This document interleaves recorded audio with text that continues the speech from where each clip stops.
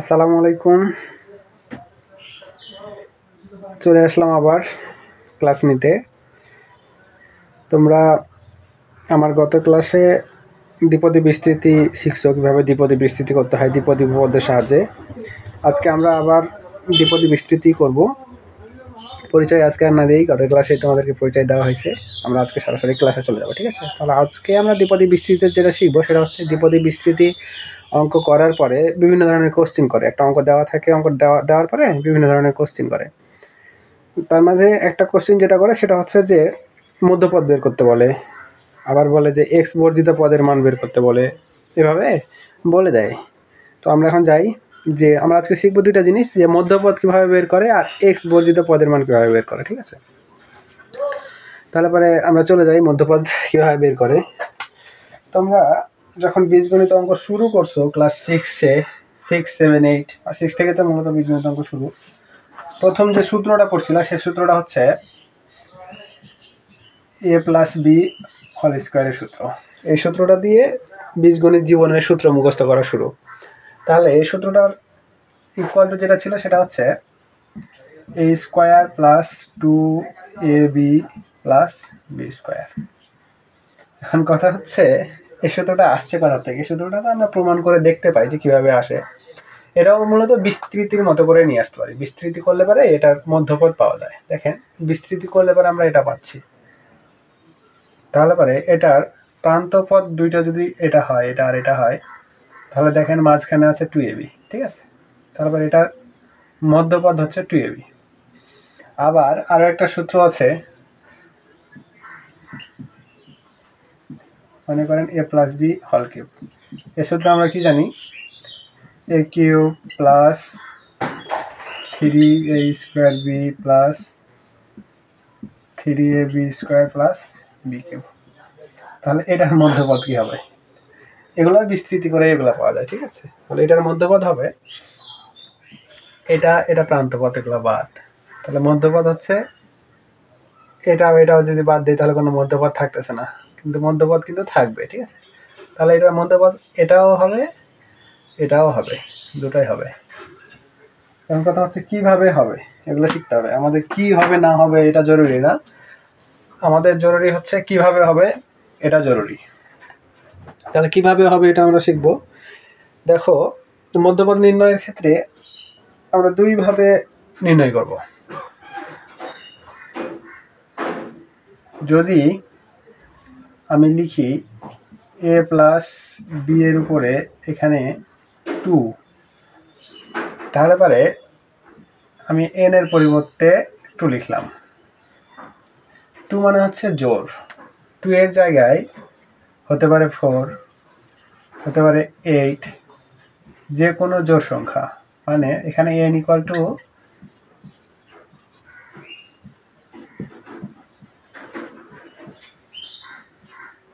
জোড় সংখ্যা, ঠিক আছে? যদি হয় তাহলে পরে মধ্যপদ কিভাবে বের করতে হবে? তারপরে মধ্যপদ বের করতে হবে n ডিভাইডেড বাই 2 প্লাস 1 এর মান। এখন যদি এখানে 2 দেওয়া থাকে তারপরে মধ্যপদ হবে n এর মান 2 হলে পরে 2 ডিভাইডেড বাই 2 প্লাস 1, কেটে দিলে পারে 1 প্লাস 1 সমান 2, মানে 2তম পদটা হবে মধ্যপদ। দেখেন, আমরা যখন এই সূত্রটা করছিলাম, সূত্রটা কি ছিল? a square plus 2ab plus b square, তাই না? আমরা এটা n এর মান 2 বসাই কি পাইছি? 2, মানে 2তম পদ। তাহলে 2তম পদ কোনটা? এটা প্রথম পদ, এটা দ্বিতীয় পদ। দেখো, এমনিতেও যদি দেখো এটা বাদ দিলে পারে এটা মধ্যপদ, ঠিক আছে? সেম সিস্টেমে সবগুলাই হবে। তবে সূত্রটা হচ্ছে, যদি n জোড় সংখ্যা হয়, সূত্রটা নোট করে রেখে দেবে তোমরা।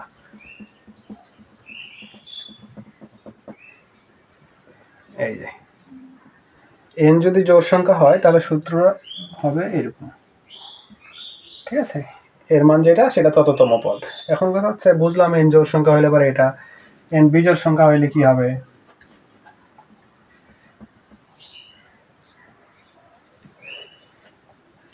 এটা যদি কিউব থাকে, 5 থাকে, 7 থাকে, তাহলে কি হবে? যদি বিজোড় হয়, এটাও খুব সহজেই করবো। ঠিক আছে, এটা হবে এরকম n + 1 / 2 + 1, এত এর মান। আরেকটা হবে n - 1 / 2 + 1, এত এর মান। এখানে লেখার সময় সাইডে একটা জিনিস এভাবে লিখে নিবা যে n = বিজোড় হলে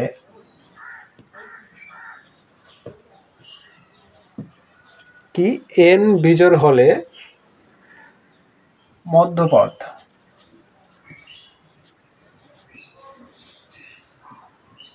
দুটি হয়। কয়টা? n যদি বিজোড় হয় তাহলে মধ্যপদ হবে 2টা। ঠিক আছে,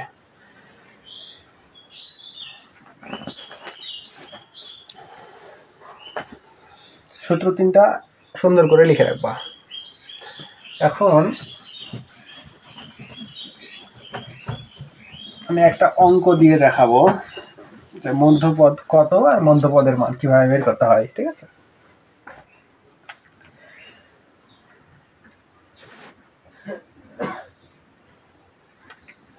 দেখো আমি যদি আজকে জোরের মধ্যপদ দিয়ে একটা অঙ্ক করে দেবো, আর একটা যেহেতু এক্স বর্জিত পদ করাবো তাই একটা মধ্যপদ নির্ণয় করে দেখাবো। ঠিক আছে, আর একটা দেখাইলে পারে তোমরা পরে এটা পারো এমনিতেই।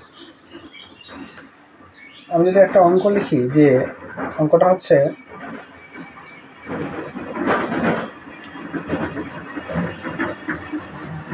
x = 2y² - 1 / 2y, এর উপরে দেওয়া আছে 8, এর মধ্যপদ কত? ঠিক আছে, এর মধ্যপদ। তাহলে পরে আমরা সরাসরি চলে যাব। আমরা প্রথমে দেখব যে n এর মানটা কি আছে। n এর মান এখানে কি আছে? জোড় না বিজোড়? n এর মান জোড় আছে। n এর মান যদি জোড় থাকে তাহলে আমরা মধ্যপদ নির্ণয়ের সূত্রটা জানি, n / 2 + 1। n এর মান যদি 8 হয়, / 2 + 1, তাহলে পরে এটা কেটে দিলে এখানে 4 + 1 = কি হবে? 5 হবে। ওকে, তাহলে 5তম পদটা হবে এই দ্বিপদী বিস্তৃতিটার মধ্যপদ। দ্বিপদী বিস্তৃতিটা যদি আমরা করি তাহলে 5 নম্বর পদটা হবে এটার মধ্যপদ। ঠিক আছে, তাহলে পরে এখন কথা হচ্ছে, এটা যদি মধ্যপদ হয় তাহলে পরে আমরা জানি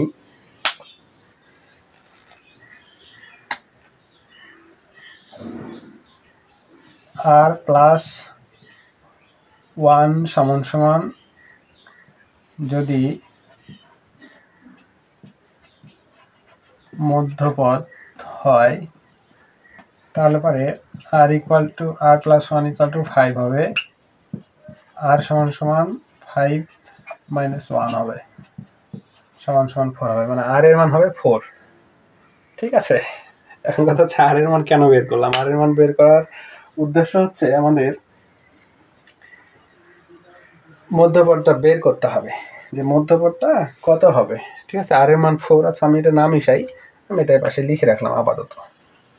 ঠিক আছে, এখন কথা হচ্ছে দ্বিপদী বিস্তৃতির যে দ্বিপদী উপপাদ্যের সূত্রটা আছে, উপপাদ্যের সূত্রে আমরা কি লিখছিলাম সেটা গত ক্লাসে তোমাদের বলা হয়েছে। আমি এখানে সরাসরি লিখবো আর তোমাদেরকে বলবো, তাহলে পরেই বুঝতে পারবা। দেখো, যেহেতু জায়গা লাগবে তাই আমি এটা মিশাই দিচ্ছি। এখানে কি ছিল, n এর মান আমরা 5 পাইছি আর r এর মান কত পাইছি, এভাবে একটু আলাদা করে লিখে রাখলাম, জাস্ট 4, তাই না?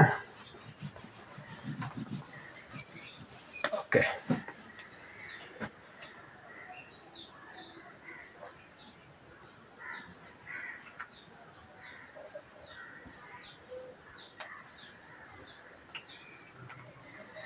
এখানে এখন আমি লিখতে পারি 5 বা 4 প্লাস 1 তম পদ। ঠিক আছে, 5 বা 4 প্লাস 1 তম পদ। পদটা কি হবে? পদটা হবে যেহেতু 5, তার মানে আর এর মান এটা। আমরা জানি যে গত ইয়াতে করছি যে প্রথম পদটা কি ছিল? প্রথম পদে যেটা ছিল সেটা হচ্ছে 0 n factorial 0 a to the power n b factorial 0। তারপরে কি হবে? a আর এর মানটা একটা করে n কমতে থাকবে, আর n ফ্যাক্টোরিয়াল যেটা এটা, আর b এর উপরে পাওয়ারটা একটা করে বাড়তে থাকবে, তাই না? এরকম ছিল নিয়মটা, সেম সিস্টেমে। তাহলে পরে যদি 4 হয়, তোমরা দেখো, মনে করে দেখো, যদি 5তম পদ হয় তাহলে আর এর মানটা হবে 4। যদি 6তম পদ হয় তাহলে পরে আর এর মানটা হবে কত? 5। যদি 7তম পদ হয় তাহলে পরে আর এর মানটা হবে 6। এখন এখানে 5তম পদ, তাহলে আর এর মানটা ওই জন্য 4 হয়েছে। সেম সিস্টেম আমরা করব। যদি n এর মান কত ছিল এখানে? n এর মান হচ্ছে 8, ঠিক আছে? তারপরে এই n ফ্যাক্টোরিয়াল, n বলতে 8, 8 ফ্যাক্টোরিয়াল কত? 4। এই যে 8 ফ্যাক্টোরিয়াল 4 দিলাম, ঠিক আছে? এখন a to the power n minus r, n factorial আর n হচ্ছে 8 আর হচ্ছে এটা। এখন এই a কে এ হচ্ছে এটা, তাই না? এটা যদি হয় তাহলে 2y স্কোয়ার এর উপরে কি হবে? এর উপরে যেটা হবে সেটা হচ্ছে n minus r। n minus r বলতে কি? n হচ্ছে 8 মাইনাস r হচ্ছে 4, ঠিক আছে? এটাই। আর b হচ্ছে এই যে এটা, এর সামনে যেহেতু মাইনাস চিহ্ন আছে তাহলে মাইনাসটা নিতে হবে, ঠিক আছে? তার মানে -1/2y। b এর উপরে কি হবে? সবসময় বলুন, এখানে যেটা হবে এখানেও সেটাই হবে, তাই না? এখানে 4 আছে, আর এর মান এখানেও কত হলো? 4 হলো। ওকে, আর কোনো কাজ নাই। এখন আমরা ইকুয়েশন করতে থাকবো। কিভাবে করব? ফ্যাক্টোরিয়াল বের করা আমি শিখাইছিলাম গত ক্লাসে, যে যেটা থাকবে এখানে 8 ফ্যাক্টোরিয়াল 4 মানে হচ্ছে 4 আছে, তার মানে 8 থেকে এটা আমি গুণ করতে করতে চলে যাব চারটা সংখ্যা পর্যন্ত। 8, 7, 6, 5 আরও পাবো, কিন্তু যেখানে 4 আছে আর এর মান, তাহলে 1, 2, 3, 4টা পর্যন্ত যাব। আর নিচে যেটা থাকবে সেটাকে এভাবে লিখতে থাকবো। 3, 4 আছে, 4 পর্যন্ত 1, 2, 3, 4 গুণ করে দিলাম, ঠিক আছে? এরপরে যেটা কাজ, এরপর আর কোনো কাজ নাই। 2y স্কোয়ার রেখে দিলাম। 2y স্কোয়ার রেখে 8 থেকে 4 গেলে 4 হবে। আর এখানে আচ্ছা রেখে দেই আপাতত, -1/2y এর উপরে 4, ঠিক আছে? তাহলে এটা আমরা কাটাকাটি করতে পারি। কাটাকাটি করলে এটা কেটে দিলে 2 হবে, আবার এটা কেটে দেওয়া যাবে, আবার এটা দিয়ে কাটলে এখানে 2 হবে। তাহলে কত হবে? 5 সাথে 35, আর 2 গুণ করলে কত হবে? 70 হবে, ঠিক আছে? তাহলে এটা যদি 70 হয়, এখানে 2 এর উপরে 4 আছে, y এর উপরে কি আছে? y স্কোয়ারের উপরে 4 আছে। 2 এর উপর 4 মানে হচ্ছে 16, আর y এর উপরে কি হবে? 4 দিয়ে 8। এখানে যেটা হবে -1 এর উপরে 4 হবে, তাই না? -1 এর উপরে 4 হবে। আর কি হবে? আর যেটা হবে সেটা হচ্ছে 2 এর উপরেও আমি 4 দিতে পারি, বা 2y এর উপরে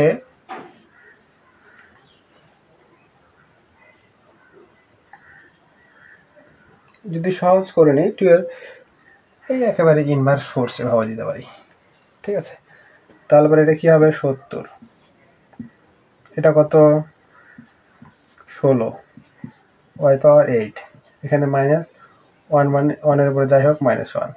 এখন এটাকে যদি সহজ করে লিখতে যাই আমি,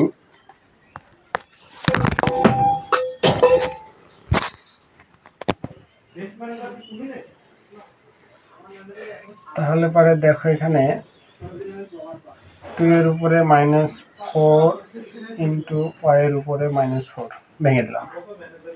তারপরে 70 ইন্টু 16, এই যে এখন সূচকের নিয়মে যদি করি 2টা y এর একটা y যদি নেই, পাওয়ারগুলা যোগ হয়, গুণ থাকলে যেহেতু গুণ আছে পাওয়ারগুলা কি হয়, যোগ হয়, তাহলে যোগ হলে প্লাস, প্লাসে মাইনাসে মাইনাস, ঠিক আছে, ইন্টু -1 ইন্টু 2 এর উপরে -4 মানে হচ্ছে 1/16, ঠিক আছে। এখন এখানে যে 1/16 কেটে দিতে পারি, তাই না? 1/16 কেটে দিলে কি হবে,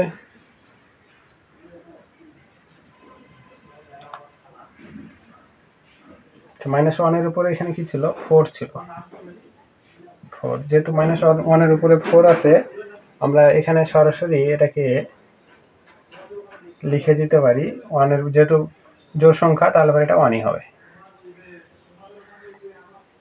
এখন কি হবে, 70, এটাতে কেটে গেছে, এটাও কেটে গেছে, এটাও কেটে গেছে, y এর উপরে 8 থেকে 4 গেলে কত হবে, 4, তাহলে পরে এর মধ্যবর্তটা হবে 70 y পাওয়ার 4, ঠিক আছে।